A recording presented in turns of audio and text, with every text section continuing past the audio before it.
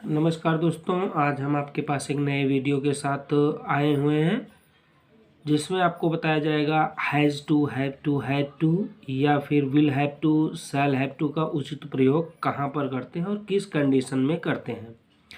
फिलहाल ये आपको बता दूं कि जो हैज़ टू, हैव टू या had to, will have to या शैल हैव टू है इनका मतलब क्या होता है, इनकी मीनिंग क्या होती है, पहले मैं आपको वो बता दूँ।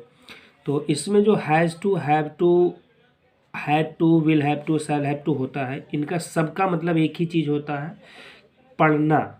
किसी भी सेंटेंस में यदि आप देखते हैं कोई सेंटेंस बोली जाती है, वो वाक्य के अंत में पढ़ा, पढ़ता है, पढ़ेगा, ऐसी कंडीशन में चीज़ें अगर यूज़ होती हैं तो आप वहाँ पर पढ़ने की कोई निश्चित इंग्लिश नहीं होती है। इसी के स्थान पर आपको has to, have to, had to का प्रयोग किया जाता है या फिर विल हैव टू या शैल हैव टू का प्रयोग किया जाता है। या फिर सीधी भाषा में आप कह सकते हैं कि जहाँ पर मजबूरी होती है वहाँ पर आप इन हेल्पिंग वर्ब का यूज़ कर सकते हैं। मजबूरी जैसे कि कोई काम आपको नहीं करना है और मजबूरी में अगर उस काम को करना पड़े तो आप उस शब्द को, उस वाक्य को ऐसे ही कहेंगे कि मुझे यह काम करना पड़ा या मुझे यह काम करना पड़ता है। तो इसी कंडीशन को देखते हुए ये वीडियो हम आपके लिए बना रहे हैं। तो यदि आप हमारे चैनल पर नए हैं और पहली बार वीडियो देख रहे हैं तो हमारे चैनल को सब्सक्राइब कर लें, जिससे आने वाले समय में आपको अच्छी अच्छी वीडियो मिलती रहे। तो पहला मैं आपको ट्रांसलेट जो बताता हूँ वो है, राम को ठंड में नहाना पड़ता है। अब सीधी सीधी बात है कि राम को मजबूरी में नहाना पड़ रहा है, तो यहाँ पर है राम को ठंड में नहाना पड़ता है। तो आप ध्यान दीजिएगा, ये जो पड़ता है इसी से सारी जो ये वीडियो है इसी से रिलेटेड है, पड़ता है से। तो यहाँ पर ये तो प्रेजेंट इंडेफिनिट शो कर रहा है कि ता है, ती है, प्रेजेंट इंडेफिनिट की पहचान का तरीका होता है। अब यहाँ पर ध्यान से देखिएगा, Ram has to worth in cold. तो राम सिंगुलर है, अगर सिंगुलर सब्जेक्ट है और पीछे पड़ता है आता है तो आपको हैज़ टू यूज़ करना है। उसके बाद वर्ब की फर्स्ट फॉर्म यूज़ करनी है, इसमें यस या इसका यूज़ बिल्कुल मत करना है, और उसके बाद जो आपका ऑब्जेक्ट आता है वो आप यूज़ करिए। तो यहाँ पर है Ram has to bath in cold. फिलहाल ये राम सिंगुलर है, इस वजह से हैज़ टू का प्रयोग हुआ है। अगर प्लूरल में होगा तो आपको वहाँ पर हैव टू का प्रयोग करना पड़ेगा, जैसा कि नीचे वाले एग्जाम्पल में है कि बच्चों को सर्दी ऋतु में स्कूल जाना पड़ता है। अब ध्यान से देखिएगा कि राम अकेला था इसलिए हमने हैज़ टू का यूज़ किया। यहाँ पर है बच्चों को सर्दी ऋतु में स्कूल जाना पड़ता है, यहाँ पर बच्चों की संख्या ज़्यादा होने के कारण द चाइल्ड हैव टू, यहाँ पर ध्यान से देखिएगा मैंने हैव टू का यूज़ किया है। तो यहाँ पर हैज़ टू ना होकर हैव टू यूज़ होगा, जैसे कि आपको पता है सिंगुलर क्या होता है और प्लूरल क्या होता है। तो हैव टू हो जाएगा। फिर वर्ब की फर्स्ट फॉर्म हो जाएगी गो इन द स्कूल, स्कूल में, इन विंटर मतलब सर्दी में, सर्दी ऋतु में। तो बच्चों को सर्दी ऋतु में स्कूल जाना पड़ता है का जो ट्रांसलेट होगा the children have to go in the school in winter होगा। अब दूसरा एग्जाम्पल देखते हैं।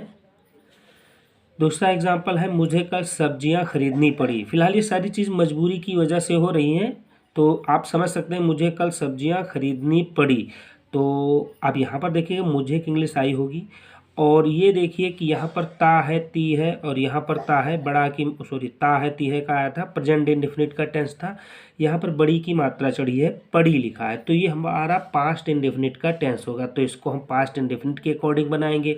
बट ऐसा नहीं है कि खरीदने की हम सेकेंड फॉर्म यूज करना स्टार्ट कर दें। हमें जो पास्ट इंडेफिनिट करना है वो हैज़ हैव से ही रिलेटेड चेंजेस करना पड़ेगा। एग्जाम्पल आप देखिए, मुझे की होती है आई, यहाँ पर बड़ी की मात्रा चढ़ी हुई है, पड़ी है, तो यहाँ पर हैड टू कर देंगे। अब यहाँ पर मुझे हैव टू नहीं करना है या आपको हैव टू नहीं करना है। हैव टू यहाँ पर कब करना था, अगर यहाँ पर पढ़ता है होता और शुरू में मुझे या प्लूरल की कोई सब्जेक्ट होती। तो I had two by vegetable yesterday. फिलहाल यहाँ गलती से टुमारो लिख गया था, तो एस्टरडे होगा क्योंकि वो कल बीता हुआ है। तो I had two by vegetable yesterday. तो यहाँ पर बड़ी मात्रा देखकर आपको बाई की सेकेंड फॉर्म बॉट नहीं यूज़ करनी है, चूँकि हैड टू ही हमें कंफर्म कर दे रहा है कि पीछे बड़ी की मात्रा चढ़ी हुई है। तो ये हो जाएगा आपका इस कंडीशन में। अब अगला देखते हैं।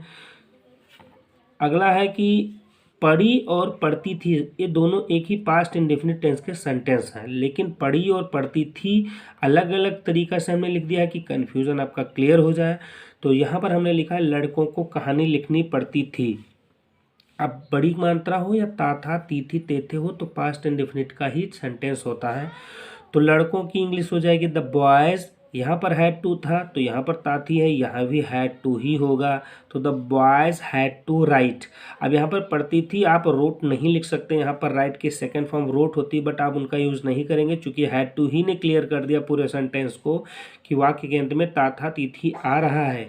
तो the boys had to write the story, इस कंडीशन में ट्रांसलेट आपका हो जाएगा। अब अगला देखते हैं।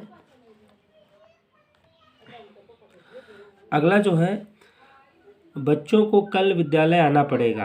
अब ध्यान से देखिएगा, बच्चों को कल विद्यालय आना पड़ेगा एक साधारण वाक्य है कि कल बच्चे विद्यालय आएंगे, ये कोई कंडीशन नहीं है या फिर ये मजबूरी नहीं है, लेकिन बच्चों को कल विद्यालय आना पड़ेगा इसमें उस पर जोर डाला गया है। तो इसका ट्रांसलेट आप कैसे करेंगे वो देखिए। The children will have to come to school tomorrow. देखिए बच्चों की इंग्लिश द चिल्ड्रन हो जाएगी। अब पढ़ना तो हाई है, उसके साथ गागी गे का यूज़ हुआ है जो कि फ्यूचर इंडेफिनिट को दर्शा रहा है, तो विल लग जाएगा, उसके बाद हैव टू लग जाएगा। तो जिस कंडीशन में आप पढ़ेगा पढ़ेगी ऐसी ही चीज़ें लिखी होंगी तो विल हैव टू या शैल हैव टू यूज़ होगा। तो विल हैव टू उसके बाद कम, ये फर्स्ट फॉर्म ही है, मतलब आप ये समझ लीजिए कि has to have to had to will have to या शैल हैव टू आएगा तो वर्ब की हमेशा फर्स्ट फॉर्म ही यूज़ करनी है। ये नहीं देखना है कि सेंटेंस में आपको जैसे बताया गया है कि हैज़ हैव और हैड के साथ वर्ब की हमेशा थर्ड फॉर्म यूज़ होती है, बट विल हैव टू या हैज़ टू हैव टू आ जाए पीछे वाक्य में टू आ जाए सेंटेंस में तो आप उसकी हमेशा फर्स्ट फॉर्म ही यूज़ करेंगे। तो the children will have to come to school tomorrow, ये आपका इस कंडीशन में ट्रांसलेट बनेगा। और जो लास्ट है वो आपको मैं बता दूं, जो लास्ट है कि मुझे दीवार तोड़नी पड़ेगी, ये भी कंडीशन है, ये भी मजबूरी है कि मुझे दीवार तोड़नी पड़ेगी। तो आई शैल हैव टू, आई के साथ में शैल लगता है आपको पहले से क्लियर होगा, आई के साथ शैल लगेगा, हैव टू आपको इसमें जोड़ना पड़ेगा। तो आई शैल हैव टू, तो ये आप ध्यान दीजिएगा कि ये विल हैव टू यहाँ तक एक कंडीशन का है और ये शैल हैव टू भी आई के कंडीशन का है। तो मुझे दीवार तोड़नी पड़ेगी की इंग्लिश होगी I shall have to break the wall. तो ये आपका ट्रांसलेट होगा। तो आशा करता हूँ कि अब आपको इसमें कोई कन्फ्यूज़न नहीं होगा कि पढ़ता है पढ़ती है पढ़ेगा पढ़ता है पढ़ा पढ़ी पढ़े, ऐसे सेंटेंस अगर आपको मिल जाते हैं उनका ट्रांसलेट करना है तो आप ये सब्जेक्ट देख के हैज़ टू हैव टू और हैड टू का यूज़ कर सकते हैं। अगर प्रेजेंट इंडेफिनिट में है तो सिंगुलर है हैज़ टू, प्लूरल है तो हैड टू, बाकी अगर पास्ट इंडेफिनिट में है तो हैड टू यूज़ करेंगे, अगर पढ़ेगा पढ़ेगी है तो will have to, otherwise shall have to का यूज़ होगा।